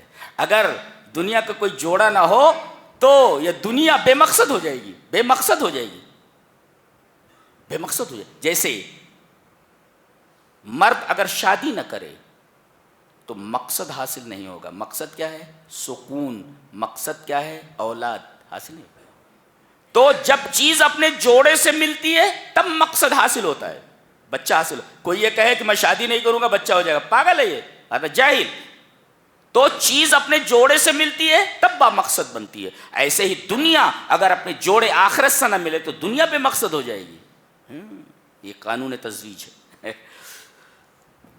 اس کے بعد ایک اور مشاہداتی دلیل دی گئی. کیا؟ پہلے کیا ہوتا تھا, ایک درخت ہوتا تھا افار, اور ایک ہوتا تھا مرخ. تو پہلے تو ماچس وغیرہ تو تھی نہیں, تو کبھی دو پتھروں کو ایسے رگڑ کر کے آگ نکال لیتے تھے, اور کبھی مرخ اور افار, یہ جو دو درخت ہوتے تھے ان کی ڈالیاں کاٹ لاتے تھے, اور جب ڈالیاں کاٹتے تو ایسے پانی گرتا رہتا تھا, اور اس کے بعد جب دونوں کو رگڑتے تھے تو آگ نکلتی تھی. اللہ نے فرمایا ہرے درخت سے ہم آگ نکالنے پر قادر ہیں, تو کیا انسان سڑ گل کر کے مٹی ہو جائے, راکھ ہو جائے, تو کیا ہم راکھ سے زندگی کی نمود نہیں کر سکتے؟ ہم پانی سے آگ پیدا کر سکتے ہیں, ضد سے ضد کو نکال سکتے ہیں, تو مردے سے زندگی کو کیوں نہیں نکال سکتے؟ ہر چیز جوڑا رکھتی ہے اپنا. ہم مردے سے زندگی کو نکال دیتے ہیں, راکھ سے زندگی دے سکتے ہیں ہم. جیسے یہاں فرمایا گیا کہ ہرے درخت سے آگ نکلتی ہے, وہی مرخ اور افار دو درخت ہوتے تھے. تو اس طریقے سے ہم راکھ سے بھی زندگی کی نمود کر سکتے ہیں. اچھا, ایک اور چیز بہت پیاری ہے, دیکھیے یہاں پر کہ اگر ہم چاہتے تو ان کی آنکھیں ختم کر دیتے, ان کی آنکھیں مٹا دیتے. یہاں تشبیہ المعقول بالمحسوس ہے, یعنی معقول کو محسوس بنا کر کے پیش کیا گیا ہے. جیسے کسی کی آنکھیں پھوڑ دی جائیں تو راستہ دیکھ نہیں سکتا کہ راستہ کدھر ہے. ایسے ہی آدمی کے دل کی آنکھ پھوڑ دی جائے تو اسے حق کا راستہ نظر نہیں آتا. اگر آدمی کی آنکھ پھوڑ دی جائے تو اسے حصی راستہ نظر نہیں آتا. ایسے اس کی دل کی آنکھ پھوڑ دی جائے تو اسے حق کا راستہ نظر نہیں آتا. اللہ اکبر. تو راستے دو قسم کے، صراط دو قسم کے، ایک حصی اور ایک معنوی. حصی وہ ہے کہ آپ جس پر قدموں سے چل رہے ہیں، اور معنوی راستہ وہ ہے جس پر آپ کے قدم نہیں بلکہ آپ کے دل چلتے ہیں. جی، تو یہ جو صراط مستقیم ہے یہ کہاں ہے؟ دکھائیے، کدھر دکھتا ہے؟ تو دل کو اس کے اوپر چلائیے، وہ راستہ ہے. اگر اس راستے کے اوپر چلے جس کو صراط معنوی کہا جاتا ہے، جس پر دل چلتے، تو قیامت کے دن وہ حصی راستہ جو دکھائی دے گا اس پر آپ آسانی سے چل سکتے ہیں. یہاں اگر صراط مستقیم کے اوپر جمے رہے تو کل قیامت کے دن اس راستے پر سے آسانی سے نکل جاؤ گے، مستقیم رہو گے جس راستے پر سے گزر کر آپ کو جنت میں جانا ہے. پل صراط المنصوب علی جسر جہنم، جو جہنم کے پل کے اوپر، جہنم کا پل بنایا گیا ہے، وہ رکھا گیا، اس کے اوپر سے آپ کو گزرنا ہے. وہ راستہ ہے، وہ پل صراط ہے، وہ پل صراط. تو یہاں صراط مستقیم پر جمے رہے تو آخرت میں اس صراط سے آپ پار ہو جائیں گے جو حصی صراط ہے. تو گویا کہ اس معنوی صراط سے اگر آپ گزرے، اس پر مستقیم رہے، تو اس صراط حصی یعنی جو جہنم کے اوپر رکھا ہوا اس راستے سے بھی آپ آسانی سے گزر جائیں گے. کیا بات ہے، کیا بات ہے. آگے سورہ صافات ہے.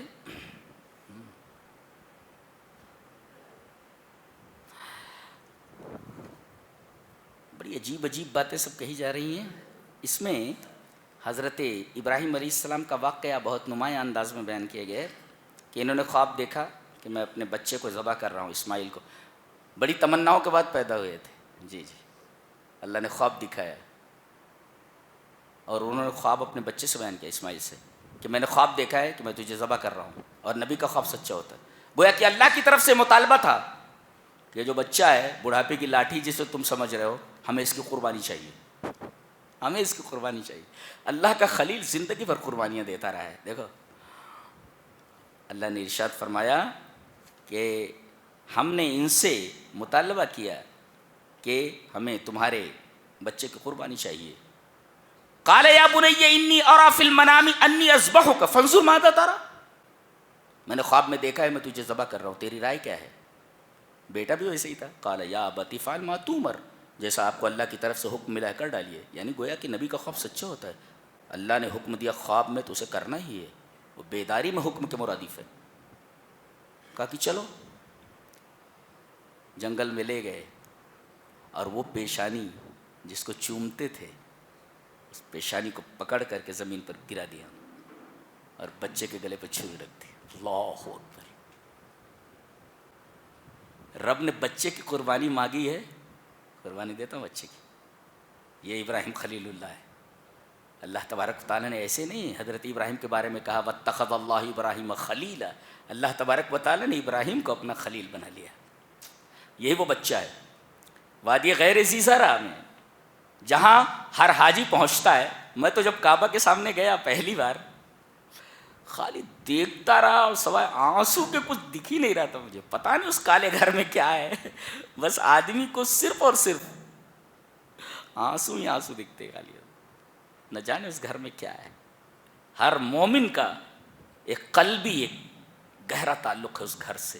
پتہ نہیں اس کالے گھر میں کیا ہے، کیونکہ اس کالے گھر کو بنانے والا اللہ تبارک و تعالیٰ کا خلیل ہے. اور ان کا یہ بچہ اینٹیں اٹھا اٹھا کے، پتھر اٹھا اٹھا کر کے دے رہا تھا. یہ وہی بچہ. اللہ کا حکم ہوا، یہ گود میں جو بچہ ہے حکم دیا جاتا ہے کہ اس بچے کو اپنی بیوی کے ساتھ مکہ لے جا کر کے چھوڑ دے. ٹھیک ہے میرے رب.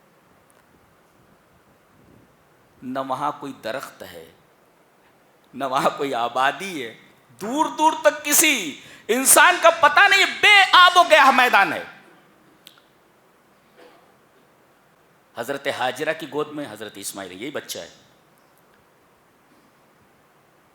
چلنے لگے. وہ کہہ رہی کہاں جا رہے ہو؟ اس وادی میں چھوڑ کر کے. کچھ بول ہی نہیں رہے ہو. تھوڑی دور چلی ان کے پیچھے.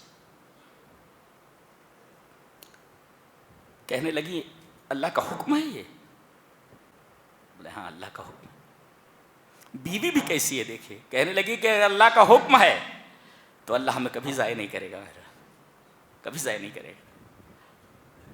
جہاں پانی موجود نہیں تھا، جہاں درخت موجود نہیں تھا، آج دنیا کے سارے پھل اور دنیا کی ساری نعمتیں اول درجے کی سب سے پہلے وہیں پہنچتی ہیں. جہاں پانی نہیں تھا، پانی ایسا ہے دنیا میں ویسا پانی موجود نہیں ہے جو کھانا بھی اور پانی بھی ہے، دونوں ہے. حضرت ابو ذر غفاری کہتے ہیں میں 7 دن تک اسی پانی کے اوپر رہا ہوں. میں نے وہ پانی نہیں، کھانا بھی ہے، وہ ایسا پانی ہو. اور میں تو کہتا ہوں ہر سال 25-30 لاکھ حاجی جاتے ہیں. تالاب ہو تو تالاب سوکھ جائے گا، ندی سوکھ جائے گی، لیکن وہ چھوٹا سا کنواں ہے اس کا پانی نہیں ختم ہو رہا ہے. یہ معجزہ نہیں ہے، یہ معجزہ نہیں ہے، معجزہ ہے یہ. اللہ تبارک و تعالی نے ان کے لیے یہ چشمہ جاری فرمایا تھا. بہنے لگا تو پریشان ہو گئی وہ. زم زم رک جا بولے تو پانی بہ رہا تھا. رک جا رک بولے تو اسٹاپ. زم زم ہیبریو ہے، ہیبریو عبرانی زبان. تو باندھ دیا، وہی کنواں بن گیا. اللہ اکبر، سبحان اللہ. ڈارون نے کہا کہ انسان جو ہے وہ بندر کی اولاد ہے. دیکھو یہاں پہ ام خلقنا الملائکۃ اناثا وہم شاہدون. بالکل ڈارونی کی طرح کفار مکہ تھے. وہ کہتے تھے کہ فرشتے اللہ کی بیٹیاں ہیں. اچھا، بنات اللہ ہیں. کون؟ فرشتے. اب اللہ یہ پوچھ رہا ہے ہم جب فرشتوں کو لڑکی بنا رہے تھے، بیٹی بنا رہے تھے، تو اس وقت تم حاضر تھے؟ مشاہدہ ہے تمہارا؟ نہیں. پھر اٹکل بات ہوئی نا. اب ڈارون سے یہ پوچھا جائے کہ انسان جب بندر کی شکل میں آ رہا تھا تو وہاں موجود تھا؟ کہ دیکھو یہ انسان، یہ بندر تھا، اب یہ بندر دیکھو یہ انسان بن گیا ہے. تو کیا تو نے بندر کو انسان بنتے ہوئے دیکھا ہے؟ اس کا مشاہدہ کیا ہے؟ وہی سوال جو کافروں سے کیا گیا ہے کہ اللہ فرشتوں کو لڑکیاں بنا رہا تھا تو تم وہاں حاضر تھے. ایسے ہی ڈارون سے پوچھا جائے کہ اللہ جب بندر کو، یا جب بندر انسان بن رہا تھا تو کیا تم حاضر تھے؟ وہی پوچھا گیا. ام خلقنا الملائکۃ اناثا وہم شاہدون. اور سائنس جو ہوتی ہے وہ لیب میں جو چیز پروو ہوتی ہے اسی کو مانتی ہے، مشاہدے کو مانتی ہے، دیکھنے کو مانتی ہے کہ ہم نے دیکھ لیا ہے. تو یہ تو عقلی بات ہے. یہ مشاہداتی چیز تو ہے نہیں، مشاہداتی چیز ہے ہی نہیں. ہے ڈارون نے دیکھا نہیں کہ یہ بندر دیکھو یہ انسان بن رہا ہے، نہیں دیکھا اس نے. تو سائنس کہاں ہے؟ سائنس تو مشاہدے کو مانتی ہے نا. جیسے ان سے کہا گیا کہ اللہ کی بیٹیاں کہتے ہو فرشتوں کو، تو جب اللہ فرشتوں کو بیٹیاں بنا رہا تھا، لڑکی بنا رہا تو کم حاضر تھے تم؟ ظاہر ہے کہ حاضر نہیں تھے. جواب ہی نہیں ہے، سوال ہی خالی ہے. جواب نہیں دیا جا رہا ہے. جی باقی یہ کہا جا رہا ہے اٹکل پچھو الا انہم من افکہم لیقولون. جھوٹی بات بول رہے ہیں. آگے سورہ صاد ہے. سورہ صاد میں نمایاں طور پر 3 پیغمبروں کا تذکرہ ہے، حضرت داؤد، حضرت سلیمان، حضرت ایوب. جی نمایاں. حضرت داؤد علیہ السلام نے فیصلے کا ایک ٹائم مقرر کر رکھا تھا کہ جن کو کوئی فیصلہ کروانا ہو فلاں ٹائم پر آئیں، اور کچھ عبادت کے لیے وقت مخصوص کر رکھا تھا. اب عبادت کا وقت تھا، کچھ لوگ دیوار پھاند کر اندر آ گئے. تصور المحراب، باؤنڈری کراس کر کے کود کر کے اندر آ گئے. بتقاضۂ بشریت انہوں نے دیکھا تو ڈر گئے. یہ کیسے آ گئے؟ دروازے سے آنے کے بجائے دیوار کود کر آئے ہیں. گھبرا گئے. کہا کہ گھبرائیے نہیں، ہم لوگ ایک مقدمہ لے کر کے آئے ہیں، فیصلہ کرنا ہے. وَهَلْ أَتَاكَ نَبَأُ الْخَصْمِ إِذْ تَصَوَّرُوا الْمِحْرَابَ. دیوار پھاند کر آ گئے، محراب کی دیوار پھاڑ کر. إِذْ دَخَلُوا عَلَىٰ دَاؤُدَ فَفَزِعَ مِنْهُمْ. داؤد کے پاس گھبرا گئے ہو. فضا میں نے گھبرا گئے. قالوا لا تخف. ارے بھائی ڈرا کیوں دیے بھائی, لا تخف بولے تو. ڈونٹ بی اسکیئرڈ آف اس. قالوا لا تخف, ڈرو نہیں. ایک مقدمہ ہے ہمارا, کیا یہ میرا بھائی ہے اور یہ میں ہوں. ان ھذا اخی, یہ میرا بھائی ہے. لہو 99 نعجہ, اس کے پاس 99 دمبیاں ہیں. 99 دمبیاں ہیں. ولی نعجۃ واحدہ, میرے پاس ایک دمبی ہے. اب یہ 99 کو 100 بنانے کے چکر میں کیا کہہ رہا ہے یہ؟ فقال اکفلنیھا وعزنی فی الخطاب, کہ اسے میری کفالت میں دے دے. یعنی یہ 99 جو میرے پاس دمبیاں ہیں 100 پوری ہو جائے. اور بہت چرب زبانی کے ساتھ مجھ سے بات کرتا ہے. حضرت داؤد علیہ السلام نے بغیر فریق ثانی کی دلیل سنے ہوئے فیصلہ کر دیا اس کے حق میں. مدعی کے حق میں فیصلہ کر دیا, مدعا علیہ کی بات سنے بغیر. کہا کہ تم ظالم ہو. اور اس کے بعد احساس ہوا تو جلدی جلدی ڈھونڈنے لگے. وہ کہاں گئے, وہ جا چکے تھے. وہ فوراً انہیں احساس ہوا غلطی ہو گئی, فوراً سجدے میں گر پڑے. خر راکعا واناب.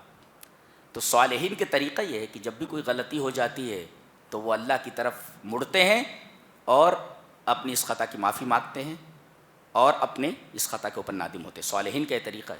دیکھو ایک غلطی ہوئی اور معافی مانگا انہوں نے. اور ہمیں یہ پیغام ملا کہ جب بھی دو فریق آمنے سامنے آئیں تو دونوں فریق کی باتیں سن کر کے فیصلہ سنایا جائے. ایک فریق کی بات سن کر قطعاً فیصلہ نہ سنا جائے. یہ غلط ہے, یہ ظلم ہے.